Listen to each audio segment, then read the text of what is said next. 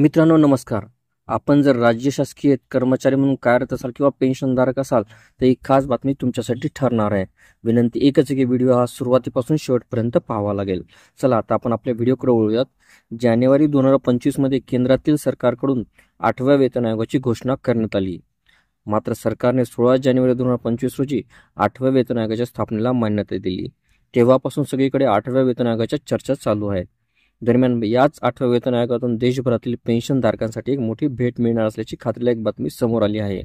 8वा वेतन आयोग लागू झाल्यानंतर देशभरातील पेन्शनधारकांना मोठा दिलासा मिळणार आहे. कारण नव्या 8व्या वेतन आयोगात सरकारकडून एक नवीन नियम आणला जाणार आहे. म्हणून आज आपण त्या संदर्भात सविस्तर माहिती घेणार आहोत. नव्या 8व्या वेतन आयोगामध्ये पेन्शनधारकांसाठी कम्युटेटेड पेन्शनच्या नियमामध्ये बदल केला जाणार आहे. खरं तर देशभरातील कर्मचारी संघटना गेल्या काही वर्षांपासून सातत्याने अशी मागणी करत आहेत की कम्युटेटेड पेन्शन पुनर्संचयित म्हणजेच पुन्हा सुरू करण्याचा कालावधी हा 15 वर्षावरून 12 वर्ष केला गेला पाहिजे. दरम्यान सरकारी कर्मचारी संघटनेच्या या मागणीवर सरकारकडून सकारात्मक निर्णय होणे अपेक्षित आहे. नव्या वेतन आयोगात या संदर्भातील निर्णय घेतला जाऊ शकतो असे बोलले जात आहे. खरं तर नव्या वेतन आयोगाच्या समितीकडून पुढील वर्षी आपल्या शिफारसी सादर केल्या जाणार आहेत.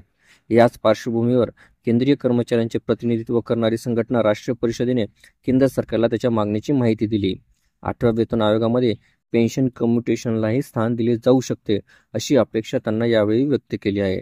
नक्कीच या संदर्भातील सकारात्मक निर्णय घेतला तर याचा लाखो पेन्शनधारकांना थेट फायदाच होईल. आता अनेकांना कम्युटेड पेन्शन म्हणजे नक्की काय हा प्रश्न पडला असेल. तर जेव्हा एखादा केंद्रीय सरकारी कर्मचारी सेवेतून निवृत्त होत असतो तेव्हा त्याला पेन्शनचा काही भाग एकरकमी काढता येतो. जेव्हा एखादा सेवानिवृत्त कर्मचारी आपल्या पेन्शनचा काही भाग एकरकमी काढतो त्यालाच कम्युटेड पेन्शन असं म्हटलं जातं. पण या कम्युटेड पेन्शनच्या बदल्यात त्याच्या मासिक पेन्शनमधून एक निश्चित रक्कम सुद्धा कापली जात असते. आणि सध्याच्या नियमानुसार सेवानिवृत्त कर्मचाऱ्यांच्या पेन्शनमधून 15 वर्षासाठी ही रक्कम कापली जात असते.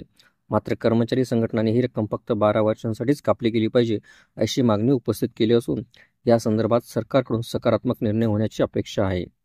नक्कीच जर 15 वर्षाऐवजी 12 वर्षानंतरच सेवानिवृत्त कर्मचाऱ्यांना पूर्ण पेन्शन मिळू लागली तर त्यांना उतार वयात याचा मोठा फायदा ठरणार आहे. आपल्याला व्हिडिओ आवडले असल्यास चॅनलला नक्कीच लाईक, शेअर आणि कॉमेंट्स करायला विसरू नका. तसेच चॅनलला ऑल नोटिफिकेशन्स ऑन करून सबस्क्राईब करा जेणेकरून व्हिडिओचे सर्व नोटिफिकेशन्स आपल्याला सर्वप्रथम मिळतील. लवकरच आपण पुढच्या व्हिडिओमध्ये भेटूया. तोपर्यंत नमस्कार.